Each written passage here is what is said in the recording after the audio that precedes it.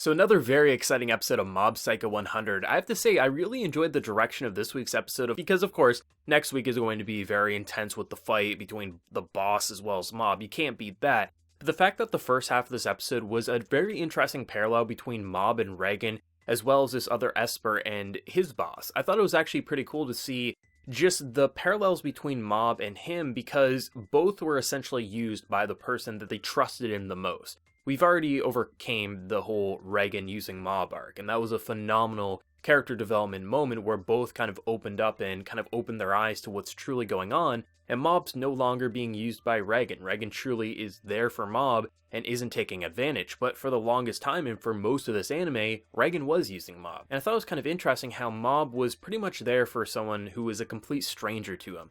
Essentially, we learned that, this guy was a shut-in for like 15 years, for most of his life, because he was scared to go outside because he couldn't control his powers, and essentially this man who understood him, wasn't scared of him, was going to teach him how to use his powers, teach him that yes, you can't leave your room, but if you have an umbrella, then that way you're always under something, under protection. I thought it was kind of interesting how it really made you understand how this man got so manipulated by this con artist, because our main character was also manipulated in a very similar way, just instead of world domination, it was more about how can we make money off of the general folk. So that was actually a really nice moment because Mob is a character who he can express his feelings. He's actually pretty damn good at that, and that's something that Reagan really appreciates about Mob's character. The issue is that there will come a point where some people can't be spoken to. You'll have to fight back, and we can see that that person is most definitely the boss and his insane amount of power. But this man who is just a minion, he's being used by someone. Mob sees that he can talk with him and kind of save his soul and save his heart and push him on the correct path and show him that, everyone has their issues, but you don't have to tackle it alone. These aren't your friends, but I can be your friend.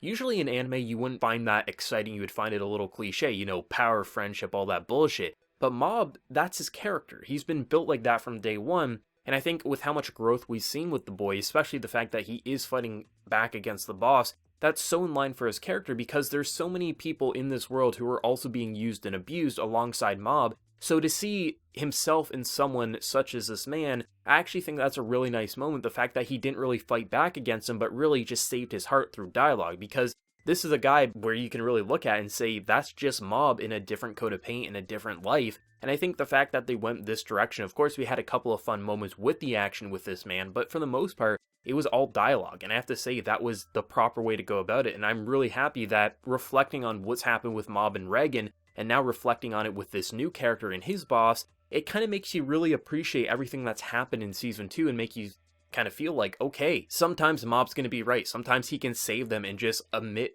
his own feelings to kind of like project them onto them so they can also feel like, oh, they're not alone in this world. As Mob is someone who's very unique for this world, and I think he really is the perfect person to kind of save people from their darkest times of needs. And I think he's the reason why you would want him to be the boss, because he can truly understand people's emotions, and that's one of his greatest skills. Even though he's an insane psychic, his greatest skill is understanding emotions. It's just for the longest time, he had a lot of troubles kind of expressing his own feelings. That is until now. The second half, though, between the boss, I have to say this was pretty damn exciting, especially because we have a man who is essentially ridiculous in power. He can project his own power onto people to give it to them so they can fight alongside him. He can also take people's power. He really is ridiculous. He's been storing up energy for how long? He has an amazing amount of power. He's only using like 10% in this episode. He really feels indestructible, but a lot of his power is also what Mob has. So it's kind of a very interesting, and he has this like cliche mindset of how he's going to have like this mortal enemy. Basically feels like a storybook protagonist that he thinks he is the hero and everyone else is the villain, that because no one's ever challenged him, that he has to do this. He is so delusional, he is so clouded in his own mind, and I love it when characters are like that, as long as the author really makes them feel menacing, as long as they don't just feel like some dude in a cape who thinks he's going to dominate the world, but really the cops are just going to arrest him on a Friday night. This man actually feels like he could dominate the world single-handedly, and if people get in his way, he has no problem killing them. And that's what makes him so terrifying, but to have someone like Mob who could take him on a 1v1 more than likely, but he doesn't want to fight back, it's kind of interesting how they build up to this moment of really making Mob fight back to get to 100% rage, so he finally does throw a punch, having Reigen come in being like, just trying to save Mob because he recognizes his mistakes. He put too much trust in a Mob, he sent him essentially on his deathbed. And he felt bad for that, and then he was like, oh, let me work with you, but really he just wanted to do another sucker punch. It might have worked on the teleporter, it does not work on the boss, but really, would you expect that Reigen would be able to one-shot the boss?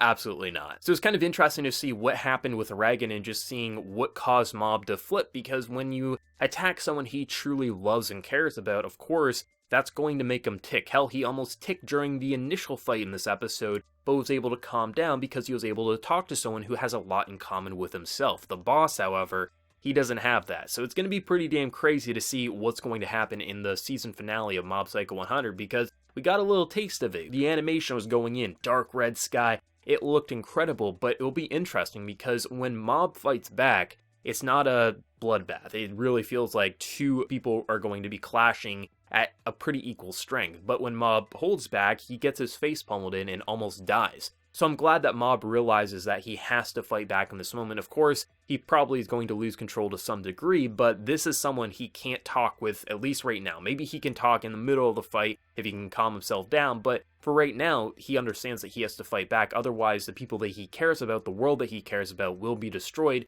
and that's really nice. Episodes like these really make Mob Psycho 100 into a very special anime because Mob's character is so easy to mess up. In fact, you can even look at Season 1 and say, oh, Mob wasn't too special, but when you reflect on Season 1 and now Season 2, you see Mob's character and his persona and how he wants to help people. It really makes him into someone unique when typically that would be someone who's completely cliche.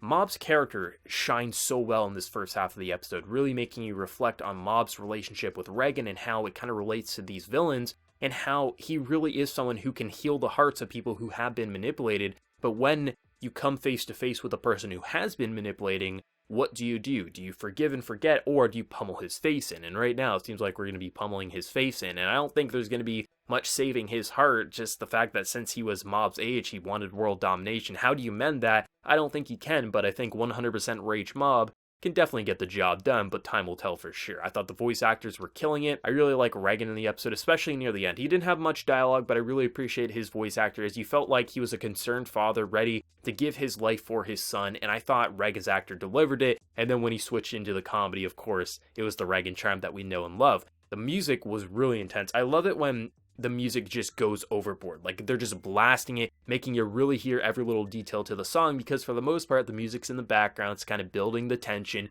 but when shit hits the fan, the music also just cranks up to 100, and it really makes you feel intense, like, oh shit, things are kicking off, everything's going to explode, and that's how you know the sound directing is on point, because they don't always do things like that, but when it happens, you're excited to hear the music as loud as it is, and the soundtrack is just amazing. It fits the series so well, makes it feel like a psychic world. My favorite part about this season of Mob Psycho, though, I have to say, is just how all the characters are recognizing Mob and just who he is and how he really is growing up. Even characters who don't even know him all that well are recognizing that Mob is growing up. Sho is recognizing that he's not the same pushover that he once was. Sure, maybe his dialogue is very familiar, being like, oh, I want to help you, I don't want to fight you, but everything really about his character is so different, and he really is a grown-up. He's grown up this season. Reigen's grown up this season. Dimple's grown up this season. He used to be someone who's manipulated, but now when he tells people that they are being manipulated, you actually believe his words because he's not clueless to what was happening anymore. And that's what you really have to appreciate about one,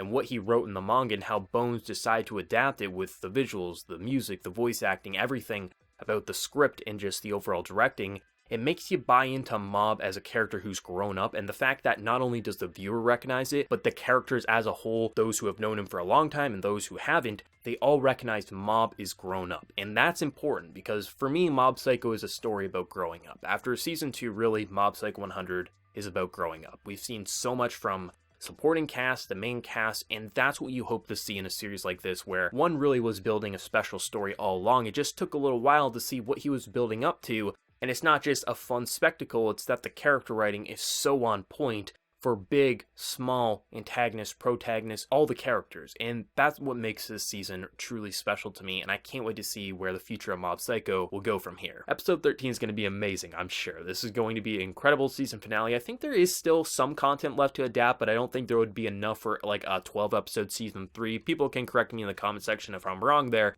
But it seems like, from what I've been told, like maybe 6 or 7 episodes or something that we could have for season 3, or maybe they'll do it in OVAs. You can let me know down in the comment section below how you think the series will wrap up, if it will be done through OVAs, a shorter season 3, or if they'll just make some anime original content and have an entire season 3. That'll be interesting to see nonetheless. But let me know what everyone thought of episode 12 of Mob Psycho 100 season 2. What did you think of the emotional side in the first half and just the ridiculous action in the second half? For anime originals, where do you think episode 13 is going to go next week? Let me know down in the comment section below. And remember, leave a like if you did enjoy, and also hit that subscribe button if you're new around here. But until next time, everyone, please take care and have a good one.